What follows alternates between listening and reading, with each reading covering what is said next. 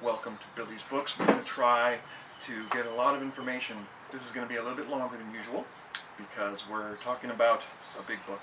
In the Garden of Beasts by Erik Larson. Love, Terror, and the American Family, and an American Family in Hitler's Berlin. Fun stuff. We're going to start with a quote. In Munich, Hitler read through a list of the prisoners and marked an X next to 6 names. He ordered all 6 shot immediately. An SS squad did so, telling the men just before firing, "You have been condemned to death by the Führer. Heil Hitler!" The ever-obliging Rudolf Hess offered to shoot Rome himself, but Hitler did not yet order his death. For the moment, even he found the idea of killing a longtime friend to be abhorrent. So this is from 1934. The book starts in 1933 when the American ambassador, the new American ambassador arrives in Berlin. His name is Dodd, and he is a professor rather than a professional ambassador. Many ambassadors have been offered the job in Berlin and turned it down. And so instead we got Dodd, who is a professor. He chose the job because he thought, oh, ambassadorship is cushy, I can finally finish my history book about the Deep South. And he was friends with FDR himself, even though the rest of the State Department was not particularly fond of him at all. And during the whole book, the State Department kind of whispers about him and undermines his actions and all sorts of things, to Dodd's great frustration. He brought over his family, his wife and 2 grown children. Martha and Bill are his children. Martha became a big deal. She was pretty and flirtatious and got to Germany and had a lot of fun. Even though she was still trying to work out a divorce, which she kept secret, she was dating all sorts of Germans, including Nazis. And also one prominent Russian, just to make things more difficult for Dodd and the State Department and everybody else. At this point in time, Jews were already getting beat up. German Jews were on their own as far as the American embassy were concerned, but American Jews were protected. They had to do so, and Dodd had to protect many Americans from, or not protect, he had to protest them after they got beat up in the streets. Oftentimes there'd be a parade going down, a good solid, enthusiastic Nazi parade, whatever. And when a parade goes by, everyone has to do their Hitler salute. And since they were Americans, most Americans did not feel obligated, and they actually thought it was kind of funny because they were so rigid. And you've seen Hogan's Heroes, you get the idea. It all looked very funny to them, and so they wouldn't salute. And then some brown shirt would come over and beat the crap out of them, and they would go up to the police and say, "I'm an American, and I just got the crap beat out of me," and the police would just look the other way. Real nice. America at this point in time, during the Depression, which is a worldwide depression, both in Europe and the United States, they are experiencing or practicing isolationism. The State Department wanted to be kind of nice to Germany because they had a lot of unpaid debts. So when things went down, Dodd wanted to often speak out about it, but then he couldn't, because if you speak out against Germany, they're going to be like, oh, somehow we can't find the money to pay our debts, oopsie poopsie poopsie. Even if you were nice to them, they still wouldn't pay them, so it was kind of frustrating. There's a term here called, I will destroy some German here, Gleichschaltung, which means roughly coordination. Getting everybody to fall in line really quickly. So that meant basically, don't talk bad about Hitler or the Nazis, because if you do, your neighbors might snitch on you. Even little candies and delicious little candies would have or coordinated little candies. You got little sweet little candy, and it would have a little swastika on it. Yum! Anyway, early on in Gleichschaltung, Hitler actually had to tell his own people, don't tattle on your neighbors just to be mean. This is not about revenge. This is about real treason, not made-up treason. Meanwhile, he was also, issuing the Arian Clause, which prevented Jews from working in government service. And as time went on, they would expand their limitations to where Jews could work to the point where they were ostracized and couldn't work anywhere. and they started getting pretty scared, and many of them were leaving. Another term we use, another Hitlergruß, which was what I mentioned before. Everyone's got to do that salute. I'm not going to do it in case I want to run in the future someday and someone's going to get a picture of me doing that. So I'm not going to do that because you know it. Everything on the internet is forever, right? By the way, for the record, in case the world really changes, I hate Illinois Nazis. Yes, I do.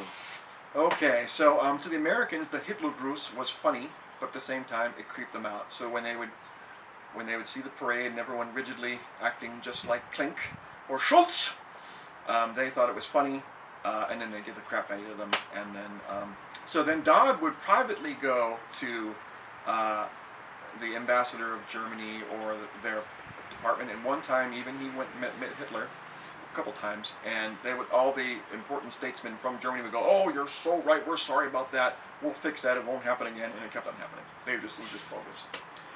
In fact, Martha and Bill, his daughter and son, drove once to Nuremberg for fun, and they were like, "Oh, everything's so nice, the locals are so cheerful, it's so pretty, do," and they saw one of these parades, another Nazi parade, and it was specifically to shame women. They were shame a woman for falling in love with a Jew, and they beat the crap out of her like a walk of shame. They just dragged her down the street, and strangely enough, Martha didn't seem to mind that all that much. A little confused by that. That same day, the mayor presented something to Hitler himself. Was in Nuremberg that day, and he got presented with a nice gift. Martha was a young, flirtatious, pretty woman about town, and to the chagrin of her dad, the ambassador, and the State Department, she was dating a lot of Germans and Russians in town. She was actually hiding a divorce that she was trying to process very slowly, so that was a bit of a scandal, and it continued to be scandalous because she and her brother Bill both had boisterous parties which were just not appropriate, and they had many of them.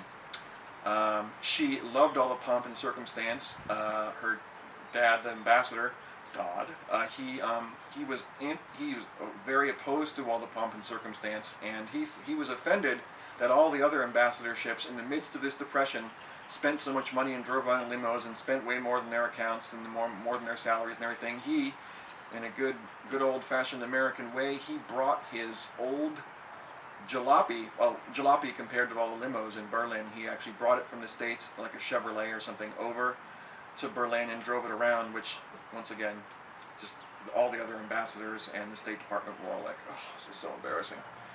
He did it anyway, and he would go to big state dinners, and he would leave as soon as possible. At the beginning of it, he would leave too soon and offend everybody. So then, when he was like, "Oh, the code is leave at 11," he would leave at 11:01, out of there. He hated it, but his daughter loved it, and she was very popular. One of the people that Martha was dating was Rudolf Diels, the leader of the Gestapo. Interestingly enough, Rudolf Diels, the Gestapo leader, was not a Nazi Party member. And even within the party, there were a lot of fighting. So Rome hated Hitler, and then there was like Himmler and Göring, and they all sort of fought each other and were on the verge of stabbing each other's back. So Rudolf Diels, not actually party member, he was scared most of the time because I know too much. Ready for another quote? By the way, this book is falling apart, which is, I think, perfect. So, Dodd said, "You cannot expect world opinion of your conduct to moderate so long as eminent leaders like Hitler and Goebbels announce from platforms as in Nuremberg that all Jews must be wiped off the earth." Dodd rose to leave. He turned to Neurath. "Shall we have a war?" he asked. Again, Neurath flushed. "Never!" At the door, Dodd said, "You must realize that Germany would be ruined by another war." Dodd left the building, a little concerned that he had been too frank and critical. Indeed! The very next day, after that quote that he said in that meeting, American Intel reported seeing increased German arms building, and also, if you went out in the country, you would see troops and stuff practicing, and doing military drills and all these things, even though they were supposed to be a disarmed country. As you know, famously, Hitler was opposed to Germany being disarmed, and his big shtick was that the not the Versailles Treaty. Anyway, was it the Versailles Treaty? The treaty at the end of World War I was unfair. That was his stick. We have to be treated as equals, and all the other countries around us have arms. We don't, poor us. Dodd was confounded by the Nazis. He was used to, being a historian, he was used to the level-headedness of statesmen. And this is a very timely thing. When you're used to statesmen sort of being smart about what they do, and taking care of their own people as well as trying not to offend other nations, that's what statesmen do. When they suddenly don't do that and act like idiots, destructive idiots, he didn't know how to deal with that, and it confused him, and he didn't know how to quite handle that. Dodd actually had an encounter with the vice chancellor, Hitler being chancellor, but the vice chancellor was maybe not so smart. Now here was the nation's vice chancellor claiming not to understand why the United States had entered the world war against Germany. So there had already been a discussion about World War I, and he was like, I don't understand even why the United States entered the World War. You don't? Really? So Dodd looked at Poppin. Poppin was his name. I can tell you that, he said pretty loudly. His voice just as level, but strident but level as before. It was through the sheer, consummate stupidity of German diplomats. Room got really quiet, and he became a legend for saying something stupid like that. It was stupid because it was true. That's how ambassadors work, or ambassadorship works. After the ball, as had become custom, a core group of guests retired to Schultz's flat, where her mother had prepared piles. Schultz was the host. Where her mother had prepared piles of sandwiches, and where the story of Dodd's verbal swordplay had recounted with great and no doubt drunken flourish. Dodd himself was not present, inclined as he was to leave banquets as early as protocol allowed head for home, to close out the night with a glass of milk, a bowl of stewed peaches, and the comfort of a good book. So that's how Dodd lived. He was a real flashy guy.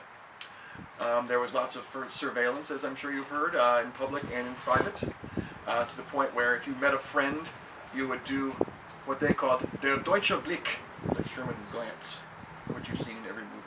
Before you talk to someone, you look around. 1934, February, in New York City at Madison Square Garden, some people were starting a mock trial of Hitler. And they did so, and the Germans wanted it stopped. And so all the American ambassadors and at the State Department, and they kept on calling around saying, you must stop this thing, it's very bad. And the Americans kept saying, sorry, we have free speech. You might not understand that, but that's what we do, so we can't stop them. And the Germans kept saying, put it down, put it down. And Americans kept saying, nope, nope, nope. Congress supported the mock trial, our Congress supported the mock trial and wanted FDR to speak out. But of course, State Department had advised against FDR speaking out, not only because of the funds the debts, but also because they were afraid that Germany might go back and say, oh really? After studying the resolution, Judge Moore concluded that it could put only Roosevelt in an embarrassing position. Moore explained, if he declined to comply with the request, he would be subjected to considerable criticism. On the other hand, if he complied with it, he would not only incur the resentment of the German government, but might be involved in a very acrimonious discussion with that government, which conceivably might, for example, ask him to explain why the Negroes of this country do not fully enjoy the right of suffrage, why the lynching of Negroes in Senator Tiding's state and other states is not prevented or severely punished, and how the anti-Semitic feeling in the United States, which unfortunately seems to be growing, is not checked. Well, that's a good reason you don't want to be called a hypocrite now, do you? Sure we don't. Time passed, 1934, deals. So far, even though he was not a party member and was the enemy of a lot of other members, he still managed to live, but he lost his Gestapo role, and his replacement, Heydrich, was much more ruthless. Soon after that, because of all the disarray among the party, people, the British and the Americans were thinking, and many Germans in the country thought, well, the Nazi rule isn't going to last much longer. Hitler's a bumbling fool, and they all backstabbing. this should be over soon, we'll be fine. It's been a couple years, that's enough, right? Things will collapse. The Vice Chancellor Papen, who had become friends with Dodd after Dodd embarrassed him, he did a big speech because he was planning on doing a boring speech, but then his speechwriters slipped him his speech, which was really anti-Hitler, right before he went on stage, so he had to read it because he wasn't prepared, otherwise it scared the crap out of him, but he did it, and it was a really good speech, and he got a big crowd, international response, even though the Nazis tried to keep it down, it still got out. He was a big fan, right? He was a big star for that. And then just a few weeks later, there was what we call Project Hummingbird on the 30th of June, 1934. That was, if you've ever seen Star Wars Clone Wars, kind of like Order 66. Suddenly, the SS, because the SS and the SA, the SA being the brown shirts, were out of favor, and so they tried to kill off a whole bunch of the brown shirts, and they did so. So on that day, June 30th, 1934, suddenly tons and tons of people all over the country were dragged out of their hotel rooms, out of their bedrooms, out of their workplaces, and shot. You may have heard about that before. So that was Hummingbird, and it made a big thing, and didn't really help Germany's reputation all that well. And that's as far as I am in the book, so I'm not going to tell you anymore, because you know me, I don't like to tell the endings of books. I would like to say, once again, Nazis are bad, to be clear about that, and if you can't do, review.